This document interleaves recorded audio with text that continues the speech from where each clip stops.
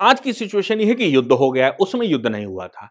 आज की सिचुएशन है युद्ध हो गया है और नेटो सामने खड़ी हुई है। नेटो चूंकि जो यूक्रेन है, यूक्रेन के मोस्टली एक तरफ हम बेलारूस की बात छोड़ दें, ब्लैक सी की बात छोड़ दें, रशिया की बात छोड़ दें, इनको छोड़ दीजिए। उसके अलावा के जो उधर के कंट्री हैं यूरोपियन यूनियन के, वो नेटो के हैं और नेटो के होने की वजह से, यानी कि वो नेटो फोर्सेस के पार्ट हैं। तो अब सवाल यहां पर पैदा होता है कि अगर यूक्रेन पर पूरा कब्जा रूस कर लेता है तो क्या वो इनकी तरह, इन छोटे देशों की तरह बढ़ेगा? क्या हुआ था इसी प्रकार से, या मैं उसको बाद में डिस्कस करूं, तो पहली बात यहां पर यह आती है कि इस मामले में जो रेजोल्यूशन है वो चूंकि युद्ध का समय है, युद्ध के समय पर जो यूएस ने सिक्योरिटी काउंसिल में बुलाया है, सिक्योरिटी काउंसिल के 9 मेंबर्स, भारत तो एब्सटेन रहने वाला है, हो गया, पहले वाले में भी एब्सटेन रहा था, चीन भी मुझे लगता है एब्सटेन रहेगा और रशिया इसके खिलाफ इस्तेमाल करेगा, लेकिन वीटो इसमें मानी नहीं जाएगी यूनाइटिंग फॉर पीस रेजोल्यूशन में। और 11 मेंबर्स ने उस समय अफर्मेटिव साइन दिया था, इस बार 9 की ही जरूरत है। तो ये तो मानकर चलिए कि सिक्योरिटी काउंसिल से यूनाइटिंग फॉर पीस रेजोल्यूशन की रिकमेंडेशंस पास हो जाएंगी और वो 24 घंटे के अंदर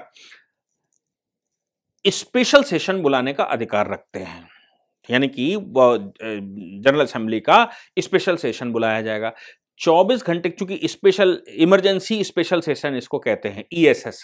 तो स्पेशल सेशन बुलाया जाएगा, स्पेशल सेशन में ये रेजोल्यूशन रखा जाएगा कि इनको रोका जाए। अब वहां पर फिर से वोटिंग होनी। अब देखना यह है कि क्या 2014 की तरह केवल 100 देश ही अमेरिका का साथ देंगे या फिर बाकी और 28 देशों को वो जुटा पाएगा। अगर वो 28 देशों को जुटाने में सफल हो गया तो 128 चाहिए, 193 में से 128 से रेजोल्यूशन पास हो जाएगा, भले ही भारत उसमें एब्सटेन रहे, भले ही रशिया के जो 11 अलायंसेस हैं वो उसके अगेंस्ट में वोट डालें, कुछ और एब्सेंट हो जाएं, लेकिन 128 अगर पूरे हो जाते हैं तो इस परिस्थिति में पूरे विश्व के कंट्रियों को यह अधिकार मिल जाता है कि वो यूक्रेन की जैसे चाहें वैसे मदद करें और यूक्रेन की मदद करके रशिया को रोकें। और सबका जिम्मेवारी बनती है कि सब सप्लाई, अभी केवल नेटो सप्लाई कर रहा है, फिर पूरे विश्व का।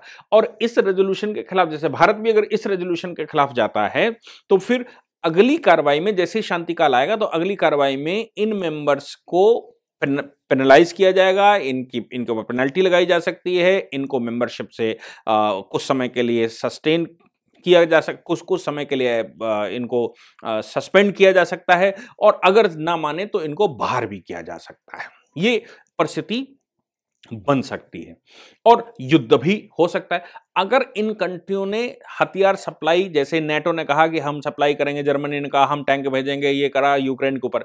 सेम सिचुएशन बनी थी हिटलर के टाइम पर। हालांकि मैं हिटलर से व्लादिमीर पुतिन को कंपेयर नहीं कर रहा हूं। हिटलर ऑस्ट्रिया का जब युद्ध हुआ था तो उसमें हॉलैंड बीच में कूदा तो हॉलैंड से युद्ध हो गया, उसमें फ्रांस बीच में कूदा तो फ्रांस से युद्ध हो गया, उसमें यूनाइटेड किंगडम बीच में कूदा तो उनसे युद्ध हो गया। तो जो जो कूदता जाएगा उसके साथ युद्ध खुलता चला जाएगा, क्योंकि जाहिर सी बात है कि जो यूक्रेन के साथ खड़ा होगा, चूंकि यूक्रेन से युद्ध चल रहा है, जो यूक्रेन के साथ खड़ा होगा उस देश के साथ भी युद्ध शुरू हो जाएगा। अमेरिका खड़ा होगा तो अमेरिका के साथ भी युद्ध शुरू हो जाएगा। और जैसे ही ये जनरल असेंबली का रेजोल्यूशन पास होता है और जनरल असेंबली का रेजोल्यूशन लेकर आया जाता है और जनरल असेंबली के रेजोल्यूशन के अनुसार सारे कंट्री बाध्य हो जाते हैं, तो फिर एक और संभावना बहुत बड़ी बनती है। वो संभावना ये बनती है कि ऐसी परिस्थिति में सिक्योरिटी काउंसिल का रोल खत्म किया जा सकता है क्या? सिक्योरिटी काउंसिल को रिकॉन्स्टिट्यूट किया जा सकता है क्या?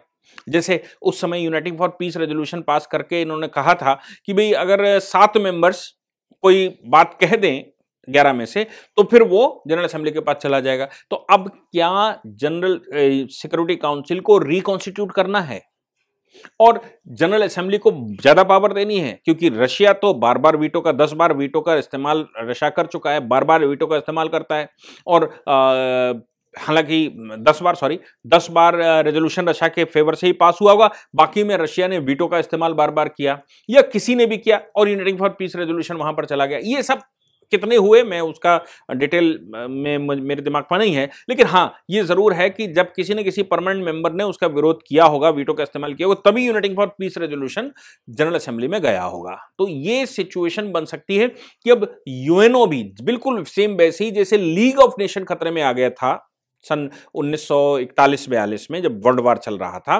तो वैसे ही अब यूएनओ भी खतरे में आ सकता है अगर ये रेजोल्यूशन 128 मेंबर से पास होकर आ जाता है और नेटो फोर्सेस और विश्व की दूसरी शक्तियां को बाध्य किया जाता है कि अब हमें पीस कीपिंग फोर्सेस दीजिए। जैसे भारत से भी वो कह सकते हैं कि एज पर इंटरनेशनल कमिटी आप, अब चूंकि यूएनओ ने रेजोल्यूशन पास कर दिया इसलिए आप पीस कीपिंग फोर्सेस हमको दीजिए, हम मिलिट्री एक्शन लेंगे, हम फोर्स का एक्शन लेंगे रशिया के खिलाफ और हमें यूक्रेन में चाहिए। भारत सीधी सी बात है मना कर देगा और कहेगा कि भैया हम अपनी फोर्सेस यहां नहीं दे सकते, ये यूएन रेजोल्यूशन हम नहीं मानते। भारत यूएन रेजोल्यूशन नहीं मानेगा और कंट्री यूएन रेजोल्यूशन नहीं मानेंगे, या 11 जो सपोर्टर, खुले सपोर्टर रशिया के हैं वो इस रेजोल्यूशन को नहीं मानेंगे। रशिया तो इस रेजोल्यूशन को मानेगा ही नहीं क्योंकि वो युद्ध में है। तो ऐसी परिस्थिति में बहुत सारे देश मिलकर इन कंट्रियों के खिलाफ एक्शन लेंगे और जब इनके खिलाफ एक्शन की सोचेंगे तो फिर यूएनओ के भी दो फाड़ हो सकते हैं। एक तो नेटो के कब्जे में चला जाएगा और दूसरा इधर रशिया ग्रुप अपना अलग बनाएगा। तो ये सारी संभावनाएं हो सकती हैं और इन संभावनाओं के हर एक संभावना में भारत का लाभ ही लाभ है। इसलिए लाभ है क्योंकि जिस समय रशिया ये कह रहा था कि कम्युनिस्ट चाइना को नेशनलिस्ट चाइना की जगह रिप्लेस कर दी, जिसकी वजह से पहला रेजोल्यूशन आया था, उस समय अमेरिका ने यह कहा था कि भारत को परमानेंट मेंबर रशिया चीन की जगह बना देते हैं और भारत परमानेंट मेंबर अगर हो जाएगा तो फिर कोई समस्या नहीं है, रिप्रेजेंटेशन हो जाएगा। रूस भी उस समय इस बात के लिए एग्री था और अमेरिका प्रपोज कर रहा था, वेस्टर्न कंट्री सभी इस बात के लिए एग्री थे। बस अगर कोई एग्री नहीं था तो वो नेहरू जी नहीं थे। उनका मानना था कि चाइना हमारा पड़ोसी है, पड़ोसी कभी बदले नहीं जा सकते और हमें परमानेंट मेंबर बना दोगे तो चाइना हमारा दोस्त है, वो ज्यादा एलिजिबल है परमानेंट मेंबर के लिए, इसलिए कम्युनिस्ट चाइना को ही बना दो। क्योंकि रूस से भी हमारी अच्छी पड़ती थी तो रशिया चाहता ही था कि किसी प्रकार से कम्युनिस्ट चाइना वहां पर बैठ जाए। लेकिन रशिया ने भारत के नाम का विरोध नहीं किया था, लेकिन नेहरू जी उसको मना कर गए थे। तो वो जो गलती हमसे हुई थी उस समय 1950 में, उस गलती को सुधारा जा सकता है अब, क्योंकि अब जैसे ये उथल पुथल होगी, अगर ये होती है तो इस उथल पुथल में यूएनएससी की जो प्रासंगिकता है उस पर प्रश्न खड़े होंगे निश्चित रूप से।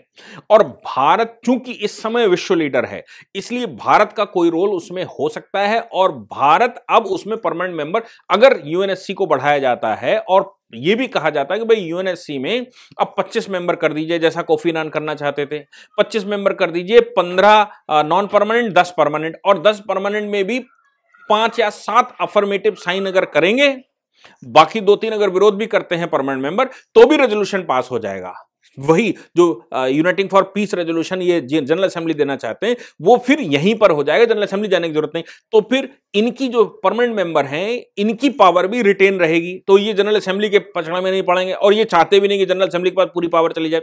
तो ये संभव है कि ऐसी परिस्थितियों में हमको भी अवसर मिले और ये जो 10 मेंबर बनाने की बात जो कोफी अन्नान रेजोल्यूशन पास कर गए थे उसमें हमारा भी नंबर लग जाए परमानेंट मेंबर्स में। और ये जो भी चल रहा है इस पूरे के पूरे खेल में भारत का अपना एक रोल है और भारत अब विन विन सिचुएशन पे है। जय हिंद, जय भारत, वंदे मातरम।